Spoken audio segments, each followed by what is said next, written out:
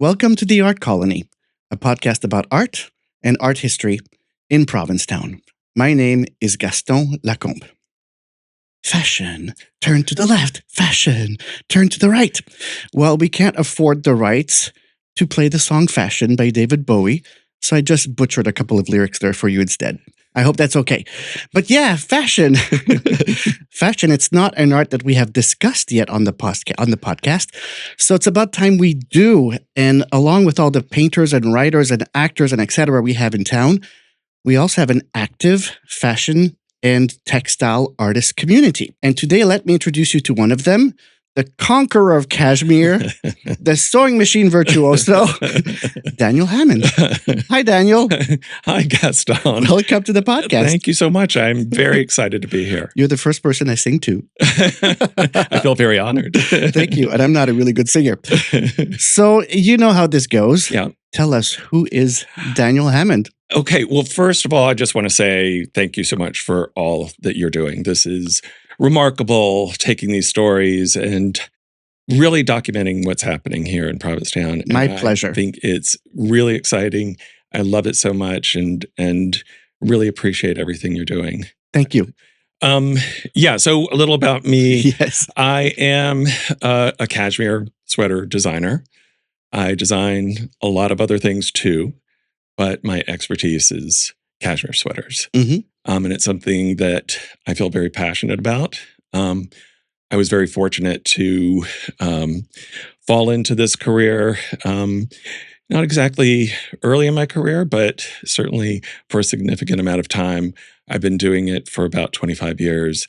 And it's truly, I'd say it's just my life's work. And I really enjoy sharing that with other people. Taking people's ideas and turning them into something really incredible and beautiful is just super meaningful to me. And before we go on, I have to mention to our YouTube viewers that, again, this week, I'm wearing a Daniel Hammond design. This time I have a cashmere t-shirt.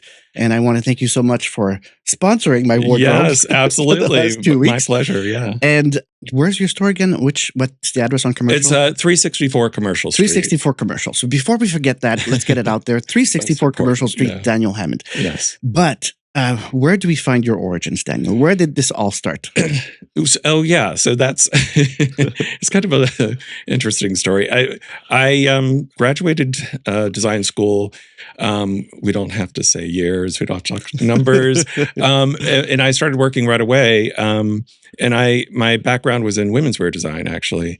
And I worked for several years for some major companies on 7th Avenue. Well, wait, I listed them. There was Emanuel Ungaro. Mm-hmm. There was Nautica, mm-hmm. Oscar de la Renta, mm-hmm. Perry Ellis. Mm-hmm. Now, these are not little names.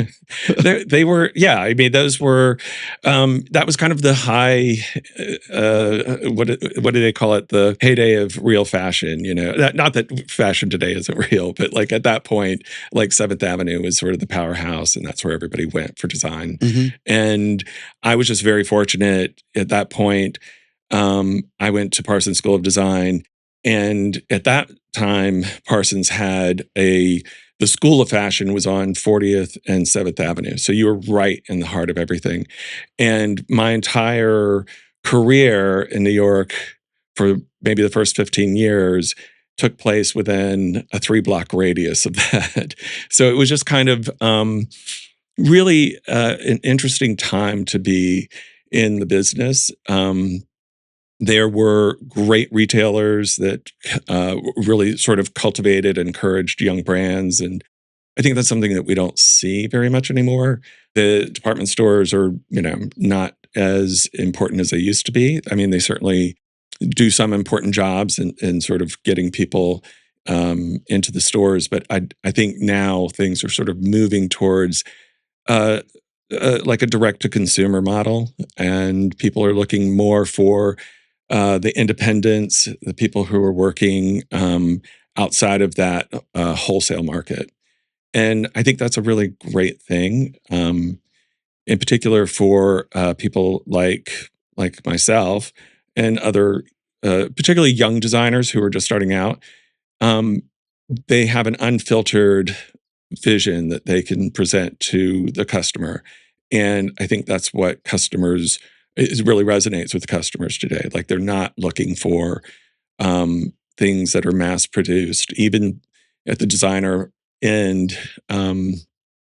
Brands like Gucci and Prada have become so massive, and there's a lot of duplication, and it doesn't feel as special as it used to, but the price tags are still very special. Mhm. And so I think now price point is definitely a concern, but like people are looking more for value. And does a garment speak to them? Is it something that resonates with them? Is it something that they feel a connection to? And that's something that we hear a lot in our shop is just, I love being here because I feel connected to this space. And I think that's a really important message to take away from. Yeah, from your shop, you really feel this is work that is personal, that you're making, that it's really part of not just a big brand, but part of a lifestyle that you have and you created. Let's go back to all the way back. What is it that made you want to get into fashion in the first place? That's a great question. I remember as a kid, like I was obsessed with like clothes, like just I loved costumes. I loved making them. I loved wearing them most of all. And at a certain point, I was probably about 12. I I was just like cutting up my clothes, and my mom was like, "Okay, you need to do something more. Like you can't just cut things up. Like you need to do something more with it." And so she pulled out this old Singer machine because she sewed. Like when I was really young, she sewed, but she worked. She was a full-time mom, and she really couldn't sit at the sewing machine like she wanted to.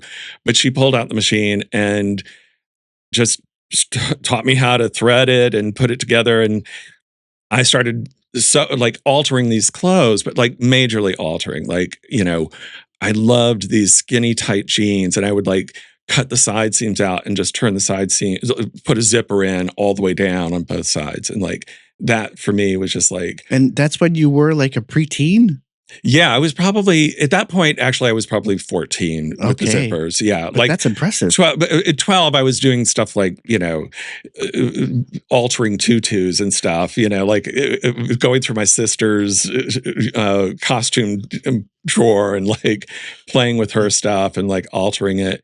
But by 14 or 15, I was definitely like not making clothes from scratch so much. I think that was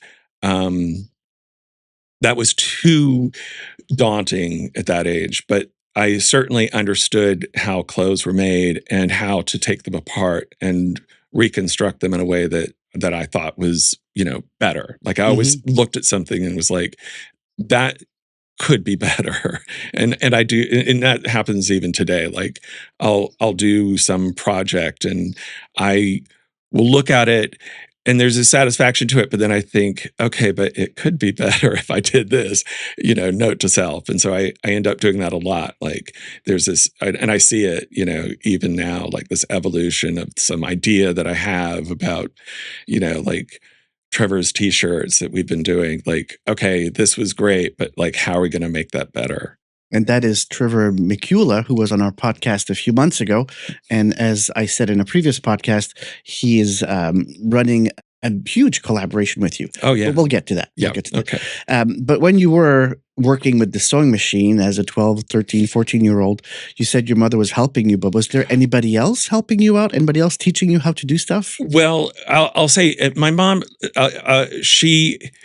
the only help she gave was to set up the machine. But after that, she was like very hands off. Like if we go back really far, like I was I call it free range because my brother and sister were much older than me. And so by the time I came along, my parents were just exhausted. And so like you'll see in the family album, there's like tons of photos of my brother and sister.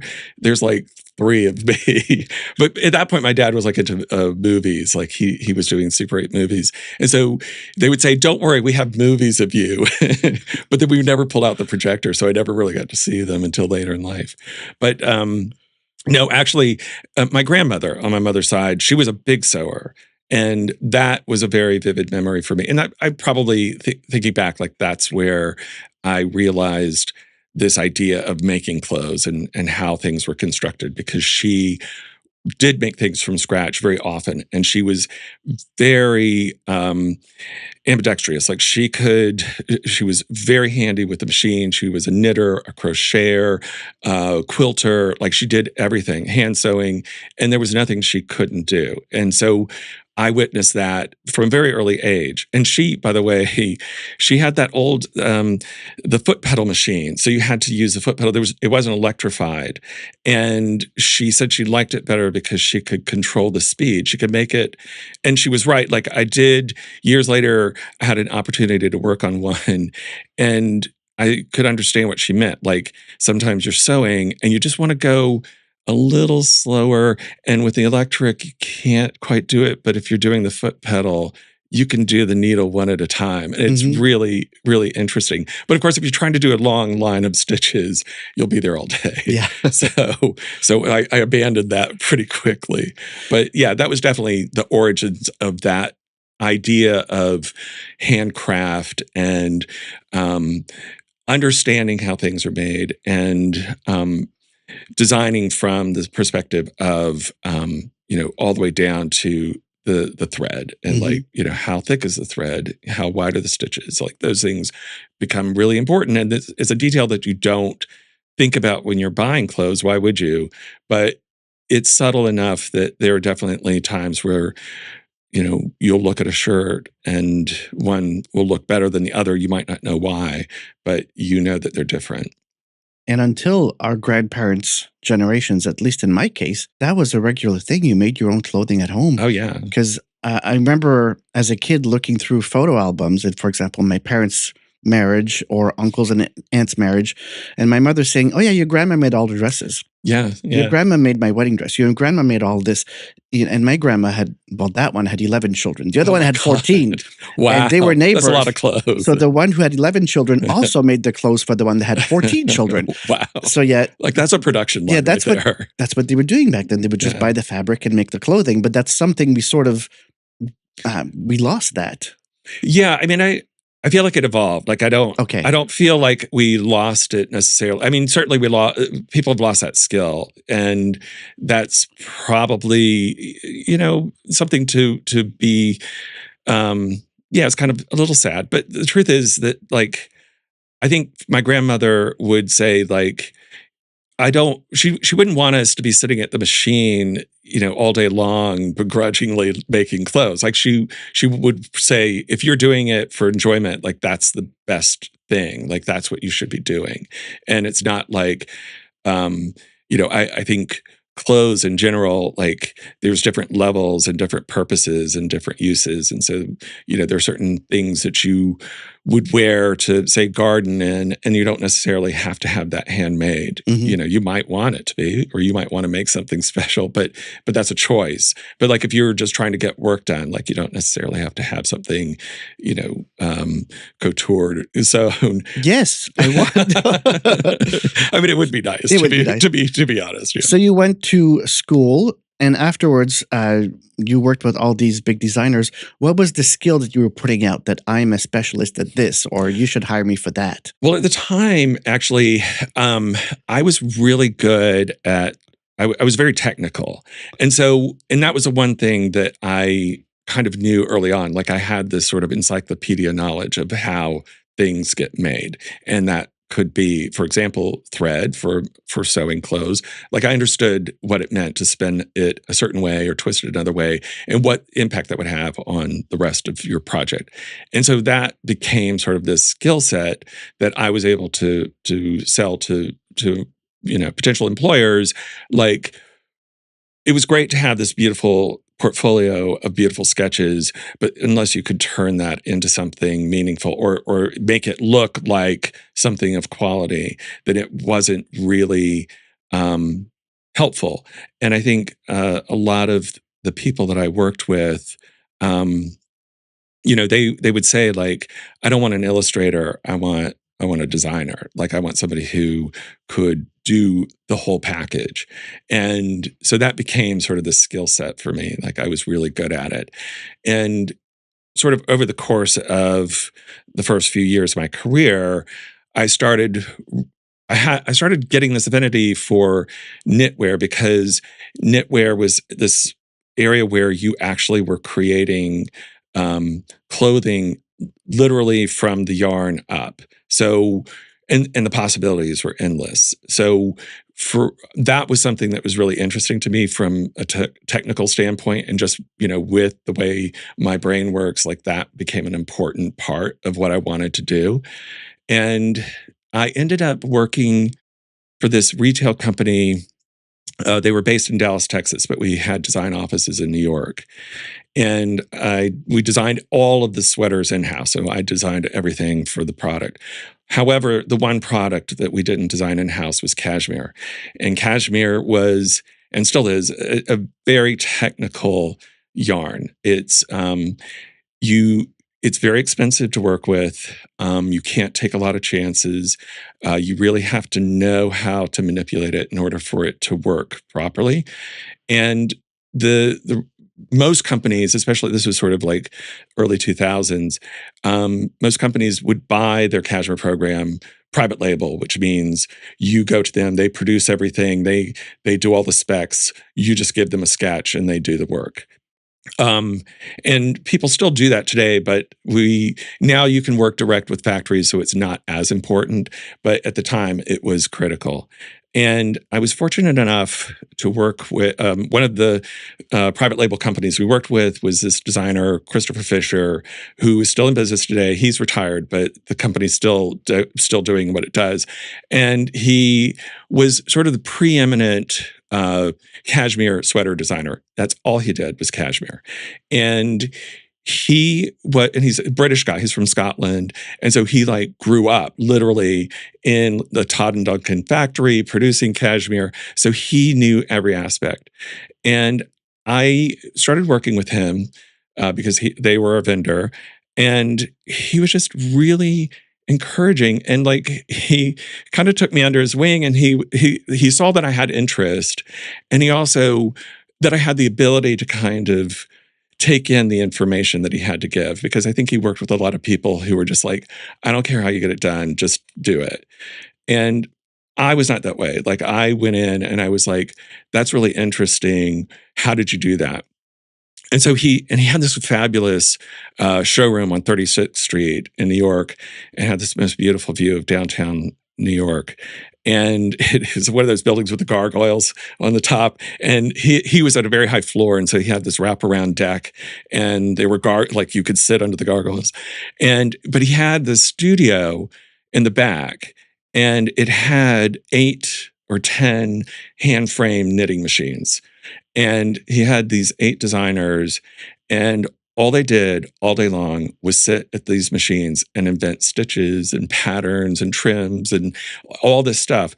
And he like took me in, introduced me to this whole world, and he's like, here's my library, this is how we did it. And I was like a kid in a candy store. Like it was like the most, I mean, what a gift, and that was sort of the turning point for me. And I knew that that's what I wanted to do. And apart from, all the other stuff I was doing, my dream was just to do nothing but like, I didn't want to sit at the machine and do the knitting, but I wanted to do that kind of thing. And so I ended up, he had a non-compete with the retail company I worked for, so I couldn't work for him. But I had a friend who was his competitor. And so I went to her and I said, I've been working with Christopher Fisher. I really want to work. This is what I want to do. And she said, well, I don't have any jobs in women's wear. It's hard to get a job. The people who do that work, they never leave. Like they're in it for life. And I'm like, yeah, I want that to be me. And so, but she said, we're going to open a menswear division. And if you're interested, you can have that job. And I said, sure. Oh, I'd love to. I'll take it. Then I get home and I'm like, I've never designed menswear before, but I wear menswear. So like, how hard could it be? Well, it turns out that it's actually kind of hard. But like over time, like quickly, I'm a fast learner. Like I started working with clients. By the first season, I had like a nice sort of portfolio of customers. And by the first year, like I had some really big fans who were like coming back for more. And that was like a turning point for me. Like then from that point on, I really was, I became the cashmere expert. And especially, and for menswear, like it became this thing, like, Dan will do it. Welcome back. My weekly reminder, follow us on Instagram at the Art Colony Podcast. And also, if you want to help us out, you can go to buymeacoffee.com, do a search for the Art Colony Podcast, and leave us a tip to support us and keep us on the air. And thank you to all those who have supported us up to now. Okay, Daniel, so how does that bring us to Provincetown? Oh, yeah. Okay. Well, actually, I came to Provincetown the first time in 2011. And of course, I'd heard about Provincetown. Like I knew of Provincetown, but like I'd never actually been here.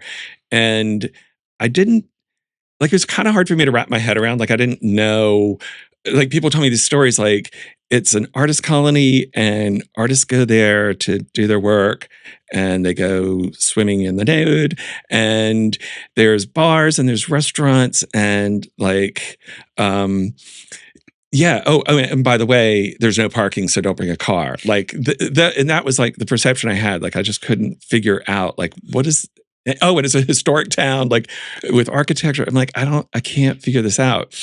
But yeah, for the longest time, I didn't know the difference between Providence and Provincetown. Yeah. Or my favorite is Provincetown. Yeah, like I've heard people say that. You're in Rhode Island, right? Yeah, right. Yeah, and but I remember my husband and I had lived in Hong Kong for a couple of years, and we were coming back to the States, and we're on the plane, and he said, "What's the first thing you want to do when you get back to the U.S.?" And I said, I don't know what it is, but I want to do something really gay. And he said, oh, I have just the thing. We're going to go to Provincetown. Or I think he said, we're going to go to P-Town and see a Varla Jean Merman show. And I said, okay, that sounds great. Sign me up. And so we did. Like we got back and we hightailed it to Provincetown. And it was, I think she was still doing the cheese whiz thing at that point. But it was great. Like, and that first trip was only like 5 days, maybe. It wasn't very long, and certainly not enough time to like do all the things that I'd heard about. So we definitely put it on our calendar for the next year. We never rented a place. We always came just the two of us, and we would stay at Land's End. And that was back when Eva and Stan still owned it. And you would get these emails like every periodically, like, for the summer, and it would be like, we had a cancellation, so here's an opportunity to get a room for, under the minimum. Because usually, I think at that time, it might have been 7 days, or it was definitely 6 days, I'm pretty sure. There was a minimum stay, but like you could get these short-term stays. And we would just get on a plane and fly up and like stay for whatever duration we could. But then, for the first maybe 4 years that we came, like the only thing I knew of Provincetown was that walk from Land's End to like Pepe's Wharf, like, and you would do it like 4 or 5 times a day. Like today I think, oh, that's such a long walk. That's such a hike. But at the time, like we were doing it 4 or 5 times a day and we loved it. And it wasn't until, I guess it was maybe 5 years later, we seriously started thinking about buying a place here, like, and being here more often. And we started looking for property, and I think many people will tell you the same story. Like you find the perfect place, and then like before you can even put an offer in, it's gone. Like, and a realtor at the time, he's still a good friend. We still work with him, and he's a good friend of ours. he said, sometimes you just have to make the offer before when you see the list, you just make the offer. And so we didn't do that exactly, but we lost a lot of properties before we kind of got to the one where we were like, okay, let's just do it. We did. And we closed on that. By the way, that took us like 5 years of doing that every year. And we closed on it May 20th of 2020, which was the day of the Massachusetts shutdown for COVID. And so we barely got in. But what a treat that was. I mean, to be able to have that place, it was sort of a refuge for us. And at that point, we had a place in Central Mass. So it was an easy drive to go back and forth. I think it was like maybe 2 hours back and forth. And that made that time like such a weird time for everybody. But for us, like the weirdness was kind of calmed by the fact that we were able to be here. And even though you had like social distancing and you couldn't really eat in restaurants, we were able to meet people and do things and experience it. Certainly we were able to go to the beach, which was great. And so that whole summer was just at a time that was really stressful and difficult. Like that made it a lot more livable for us. And so it's funny, like I talk to other people who have these horror stories about their time during COVID. And I just feel very thankful that like that our story for Province or about COVID is that, we were here and we felt somehow protected. I don't know. Yeah, that's for sure. Yeah. At that time it felt safer here than elsewhere. Yeah. Until July 2021 when everything blew up again. Right. But back when you were coming here in the 2010s, did you already then think like, there's a niche for me here? Maybe I could open a store. Maybe there's something, maybe we're lacking some fashion design in this town. I don't think I had a grand scheme about it, honestly. No. I think it was more of, I will say like, Ron and I travel a lot, and we used to travel a lot more. And without exception, every place I would go, I would say, "Oh, I could live here. Oh, I'll just open a little shop." So it wasn't out of the norm for me to be like, "Oh yeah, I could live here." Like it wasn't a shocker. But I didn't think about. I think for me, what I saw was an opportunity. More so for myself, a form of self-expression versus like this town needs this or that. Like, I think the town accepts what people have to offer. And so for me, like, it wasn't a grand scheme. It was more of, I saw a sign in a window and it just said for rent and phone number. And I called and I just ended up having this great conversation. And it wasn't even the owner of the building. It was just somebody who like happened to have a connection. And he's like, I'm managing this for this person. And I was like, okay.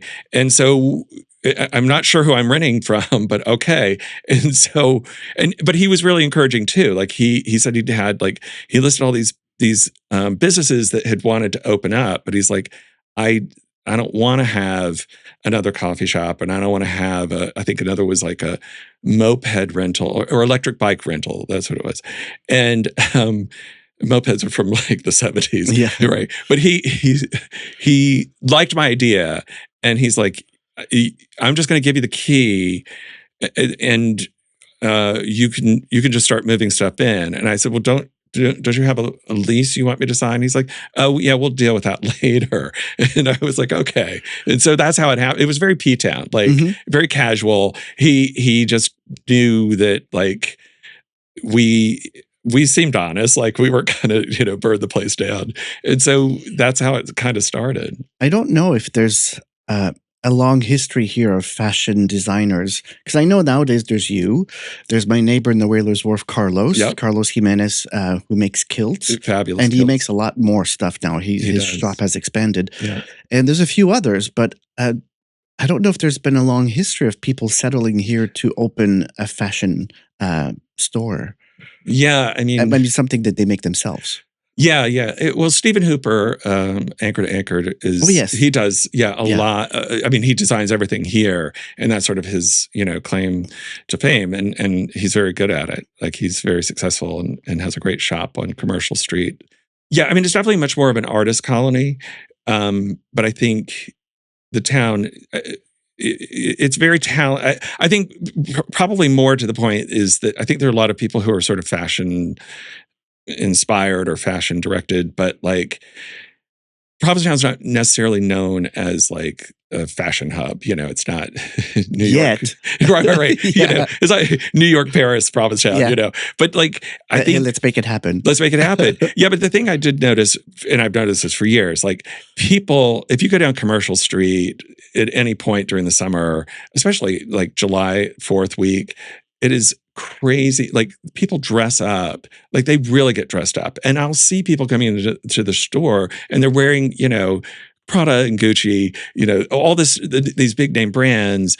There's definitely a fashion element. I just think that people, particularly people who are business oriented, are thinking more in terms of like t-shirts, because that's an easy sell. And it is something that people need at the beach. And that's what you're going to wear because it's hot. But I think what I learned when we first opened was that people also wanted something that was more of something. It was like a memory, a souvenir, but like not just a souvenir, but like something that connected them to the place. And t-shirts will do that. But like when you offer something a little bit more special, that's when people really kind of got connected to it and hooked. They were like, oh, this is a lot more of a memory for me. Like, this is something I will really cherish. Like the t-shirt I will cherish, but whatever, it's going to get worn out. You throw it away. But like a cashmere sweater is for forever. Like, you're not going to get rid of that. Yeah. And to your point, I think a lot of people come to Provincetown and they feel safe here. So they feel they can don their gay apparel. Yeah. They can wear anything they want here. And this may be clothing they bought in their hometown or whichever city they're from, but they don't feel safe wearing it there because it might make them too visible or as a target as a queer person. Yep. But here in Provincetown, they put it on and they're proud and they're happy. Yeah. Right. Sometimes it's not gay enough. Exactly. Yeah.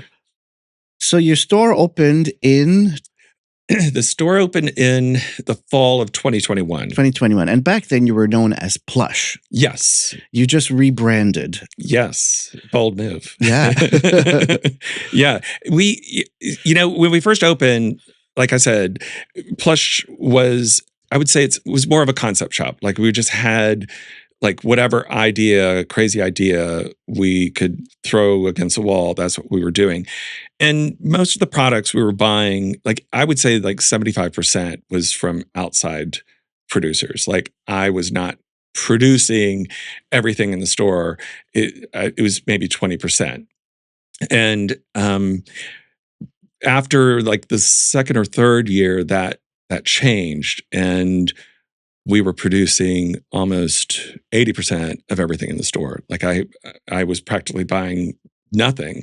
And by year 4, I was buying nothing from outside resources. It was coming either from me designing in Provincetown or producing it in Provincetown, or I was taking something from a collaborative partner. There's 2 companies I work with who actually produce clothes for the purpose of rebranding. And they're, private label companies. And so I take their clothes and I applique them or manipulate them just like I did when I was a kid. And I turn it into something new. And I think, especially with the artist collaborations that we started doing more so than we had done in the past, it became more important to put a face to the name. Like, it's not some big fashion company retailer that's producing this with 20 designers. It's just me and Joe Feeney and my husband and Christopher Christie, and we just I'll show them something and I'm like, what do you think? And they're like, I love it, or boo, thumbs down. And so that's like how we do it. And I wanted it to kind of reflect that, because for the most part, we really stick to this idea of small batch, limited production.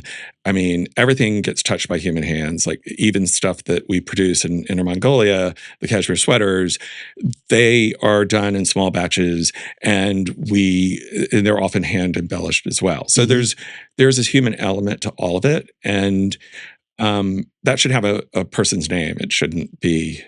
It's not a brand. It's a shop. Daniel Hammond's work. It's Daniel Hammond's work, and that's one of the reasons I think you fit very well into this podcast as an art podcast, because I went to your shop to do research, and Joe Feeney took me all the way to the back to your workshop, and he showed me you do everything by hand. Oh yeah, you have the sewing machines, you have the fabric. Yep. He was showing me the pieces that were in production right now. Yeah, this is not just a shop where you order wholesale. Right. Every piece is created by hand and stitched by hand. Yeah. So that's very impressive. Yeah. Yeah. And something that I think we're really proud of.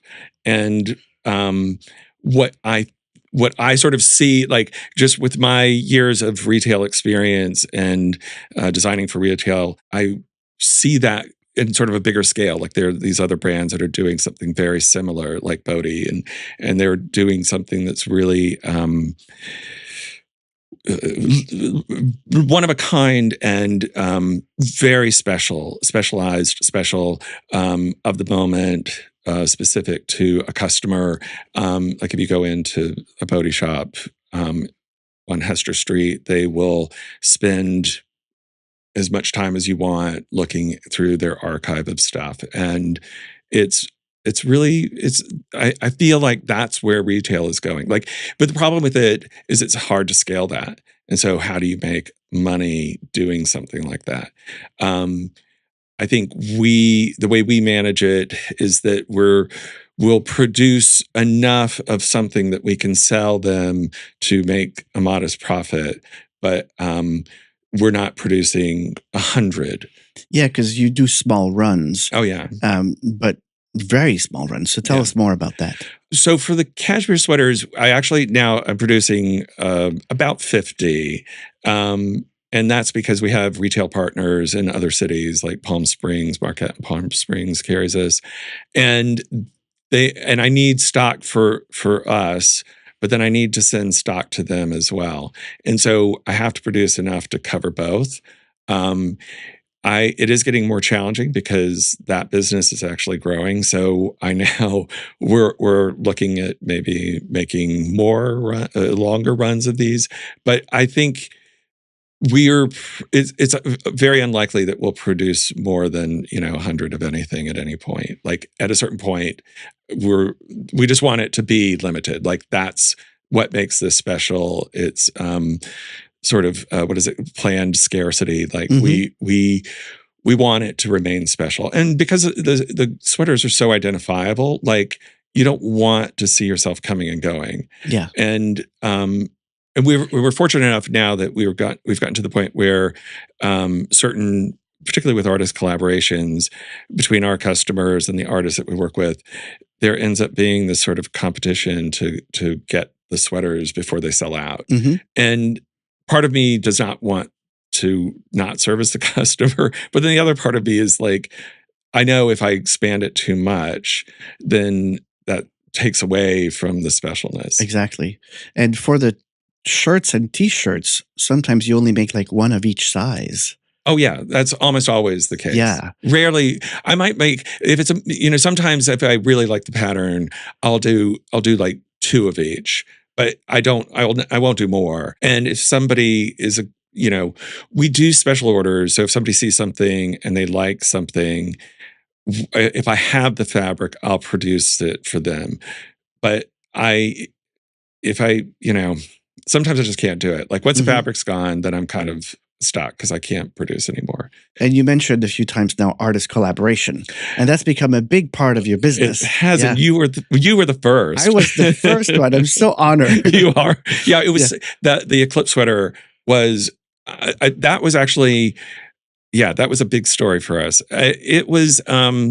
Just the Eclipse. I had a painting that was called Eclipse, and it was adapted to be knitted on one of Daniel's cashmere sweaters. Yeah, It was so detailed to the point where they had people hand stitch my signature on it. It was fantastic. Yeah. And you had 50 of them. Yeah. Yeah. Mhm. And it was sort of that first thing, like that was a real push because most sweaters for intarsia knitting, that's a technique, is intarsia. So it's knit in, it's not printed, it's actually knit in the garment. And usually you're stuck with about, the max is 6 colors per design, maybe 8.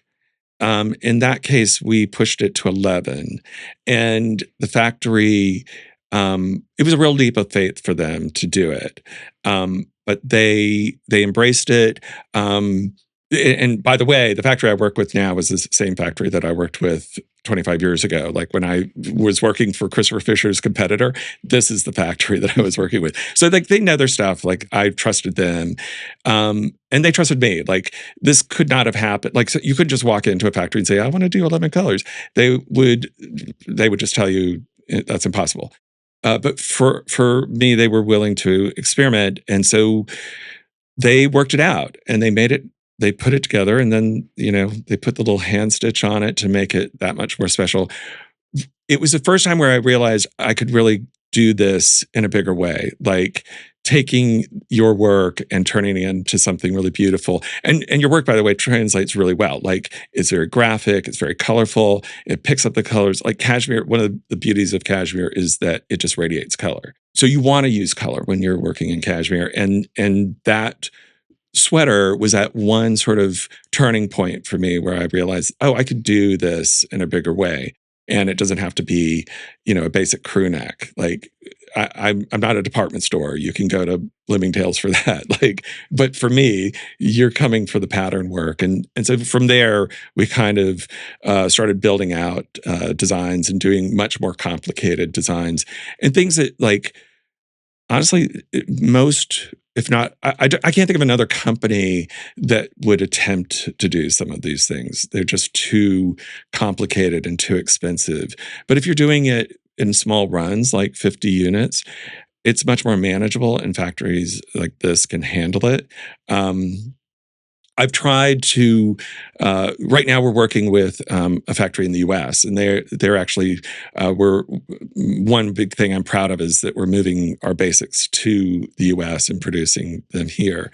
But for the pattern work, there's nobody who can do it. It's just too difficult, and there's only a handful of factories that can do it, and so I'm very proud of the fact that we're able to kind of pull this off. It's a real feat of engineering. But also as an artist, I was so deeply honored and excited that my work was being translated into a cashmere sweater. But you've since worked with many, many other artists. Yeah. Well, not many, but I mean... Several. Several, yeah. Yeah. I mean, right now... So this year, I'm very excited because, with the rebranding of to Daniel Hammond, we're doing 3 major artist collaborations. The first being Trevor Makula, who we've worked with for a couple of years, but this was the first year that I did a full intarsia sweater. And a full collection. There's a lot of Trevor material in the store right now. Yeah, there is. Yeah, so we did it. We've done it a couple of years. Last Labor Day, we did a big show with Trevor, and we called it the Trevorspective show. He basically just sent me like his whole archive of artwork, and he's like, "Do it, take what you want, have fun." And I did. Like I just went crazy. And then he and I work together like pretty closely, but we have these like 5-minute conversations about stuff. And you know how he is. Like he's very creative and he has a lot of ideas and I have a lot of ideas. And like within 5 minutes, we can like work out this full collection of stuff. Like I've never worked this fast, but it's really inspiring. And he's just a great, inspiring artist. His work is perfect for this kind of medium because it's artful, it's creative, it's graphic, it has just enough detail to make it truly. It doesn't look crafty when it's turned into clothes, but also it has this inbuilt humor Yes. that makes it so attractive to the buying public. Yeah. Oh, I mean, you can't help but be happy. Like there's no matter what you're feeling during the day, like if you just go and sit in front of one of his paintings, you will become happy. Like you can't help but smile. Yeah. And there's just so much detail. Like one of the other things that I've discovered over time is like, particularly with his larger works, like if you look at it long enough, like you just start seeing these details that you never saw before, like, I don't know, like high heel shoes on a pig, it's like, oh, I forgot about that part, but it works really well. So we did this big show last year, the Trevor Perspective, and we turned the whole shop, like everything turned into Trevor for like 2 weeks. And it was all everything inspired by him and artwork. And we called it the Trevorverse. So you walked into the Trevorverse, and we had like sunglasses that we called Trevor Specs, and we had passport covers and wallets and suitcases. We had suitcases with artwork, and that was called Trevor Travel. Like it was just whatever we could think of, and it was just so much fun. So we decided we would bring it back for Memorial Day. So we just had a big opening Memorial Day weekend, and and it's the same idea. Like we've done the same concept. We've turned it into the Trevorverse. And it is like right now, if you walk in, it's like the happiest place in P-Town. Like you can't help but smile. And so people, and what's interesting is people come in who have no idea who Daniel Hammond is, who Trevor Makula is, but they are like so excited, and they want to see everything. And I think this is a great way to sort of cross-pollinate and also like just expand our customer base, like getting more people interested and excited about these clothes and about the art. And it really is sort of this quintessential Provincetown thing. Like I feel like it could only happen here. And so what's coming up for Daniel Hammond in the next few months, the next year? So now we have a big show coming up. It's actually starting July 3rd, but we'll have it through July. It's Lindsay Porter, Constellations from the Sea, which is her artwork. Basically, we're doing a very similar concept. So we'll have her artwork on the walls, and then we'll have clothing that's been inspired by her art. She is another artist who I think has this really unique ability. She's I talk about ambidextrous. She can do anything. She works in every medium. She is not afraid of anything. She takes chances. Her work has you can sense this real heart to all of it. And right now, the show that we have is primarily she does these flags, but they're sort of they're not like your traditional flags. They might be something like that you'd see on an old ship from back in the medieval times or something. But that doesn't do it justice. Like they're beautiful, graphic, but with a lot of handwork, torn paper.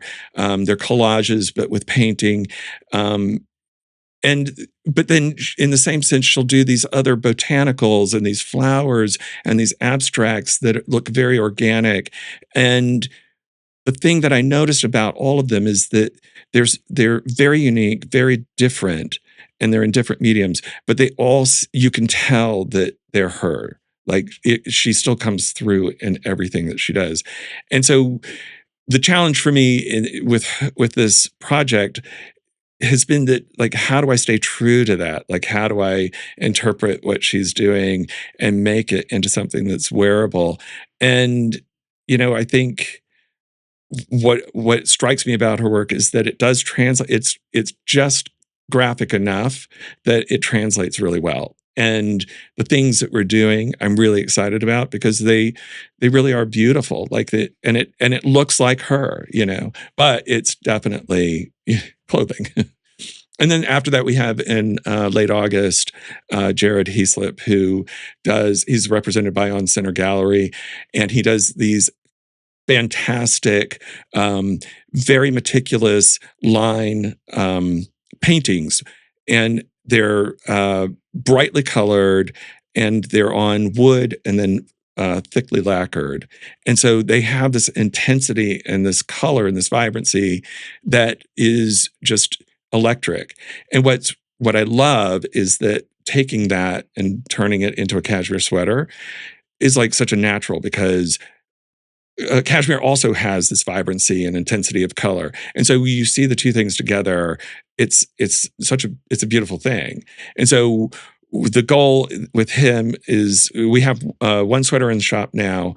We're going to expand that collection, and we'll have more stripes in cashmere for him for the following year, and that'll be something that will ideally will continue. We'll just keep producing more Jared sweaters and in different stripe layouts and different colors, because there is another, is sort of like Trevor, like, you're happy when you see it.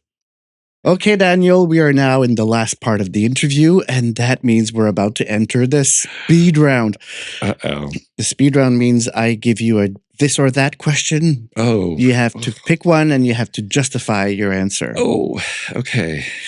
The first, the first one, I'm thinking it's too easy, but I'm going to ask it anyways. Do you prefer working with wool or with cotton? You might be surprised. Yeah. I guess wool. Yeah. Yeah, I guess wool. But most of the stuff you do in your workshop would be with cotton. Yeah, in the workshop. Yeah. In the workshop. Yeah, but I mean, wool. The thing is, like, cotton is very precise, and wool is a little more forgiving. Next one is it's fashion advice, really. Oh, okay. Would you prefer matching your shoes to your belt or matching your shirts to your socks? You can't do both?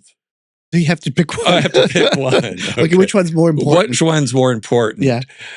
I have to say belt and shoes. Belt and shoes? Yeah. Yeah. Yeah, because I think the others are you want to, like, that's where you can have fun. But like there's something really weird when you feel like they look like they're running out of a burning house. Like, you didn't have a belt to match that, like, that's weird.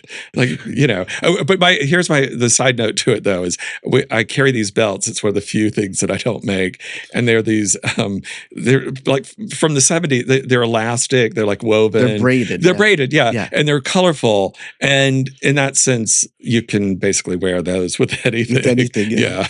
Well, I don't know if you remember, there was a show back in the 80s, I guess, called Silver Spoons. Yes. And in that show, for some reason, I learned that you have to match your socks to your shirt. And that's been a maxim for me since then, because Ricky Schroeder in Silver Spoons said it in like 82 or something. Right. Well, I was taught that you matched your pants to, or I'm sorry, you had to choose between matching your socks to your shoes or your socks to your pants, so that the line, like, and the one big rule was you could not wear white with anything other than tennis shoes, like white socks, that was the rule. But I did notice I have blue socks. They look great. Yeah, no, it works. Those have little it does work. hammerhead sharks on them. Does. You're really into the animals. I know. Yeah, because your shirt has a tiger on it. Grr, right. Oh, and one thing I wanted to mention also, sometimes you work in little messages into your shirt, because this shirt has the number 43 on it. Yes. And what's the meaning of number 43? So I was kind of struggling with this, because it needed to be athletic and it needed to look athletic. But then, like, you can't just choose a random number. Like, I guess I could go with 69, but that's what a boring joke. So I started doing a little research, and I was like, well, who's the first person who came, like, athlete, to come out as gay? And so, in particularly football. And so David Kopay, he played for Green Bay Packers and New Orleans Saints and a couple of other teams. And he was like playing in like 1972 or 69 to 73 or something like that. And he came out as gay, but he didn't come out as gay while he was playing, but he came out as gay afterwards, like in the 80s. But like, he definitely was sort of like that first. He was very notable in that sense, that like, in the world of sports, when people talk about, gay icons, he was the first. And he's very, he's still alive. He's very handsome. He was very handsome then. And, the fact that he came out as gay, it was just sort of like, oh. And he had the number 43. Yeah, that was his number. And he carried it through his career. Yeah. So that's why this shirt has 43 on it. There you go. Okay. Next question. Green or orange? Orange. Oh, really? I Yeah. thought you would have said green. I'm thinking in terms of like trim colors. Like Oh. green is great. Like Kelly green is great, but orange is sort of orange is more sellable actually. Really? Yeah, in a weird way. It just depends. Like it depends on the orange, but orange is where green is tougher unless it's like a Boston green or a Kelly green, something like that. I guess it also has to do with the clientele we have here in town. Yeah, Orange is a very happy color. brighter, And they come here buying things that remind them of happy memories. yeah, for sure. That's my interpretation. It stands out. I mean, it does stand out. It's a pop, Yeah. Yeah. Next question. Do you prefer coming to Provincetown a ferry ride or a drive to Provincetown? Ferry ride. Ferry ride? Yeah. I like driving. The drive is just too long. I don't mind driving, but that drive from the bridge up to here, it always gets old every time. I like to drive so I can stop along the way. Well, that's true. You Yeah. can stop at the Whole Foods. Yeah, that's true. Yeah, that's true. And you used to be able to stop at that fantastic French bakery in Wellfleet, Yeah. but now they closed. Yeah, PB. My Yeah, Lord. boo. How will we survive? And last question. Rice or pasta? Rice. Oh, rice? Yeah. Yeah? Yeah, because I for a variety of reasons, but the main one is that I have a rice cooker and it's super easy just to put it in and cook it and then it's done, and I don't have to do any work. Okay. I don't have to pour out the hot water or anything. Yeah, yeah, Okay. yeah. And I have a real penchant for Chinese food. Oh, It's my favorite. In fact, whenever we leave Cape Cod, it's the very first thing I do. If I go to Boston, I go to Chinatown. Like I have to have my Chinese food. you and me, friend.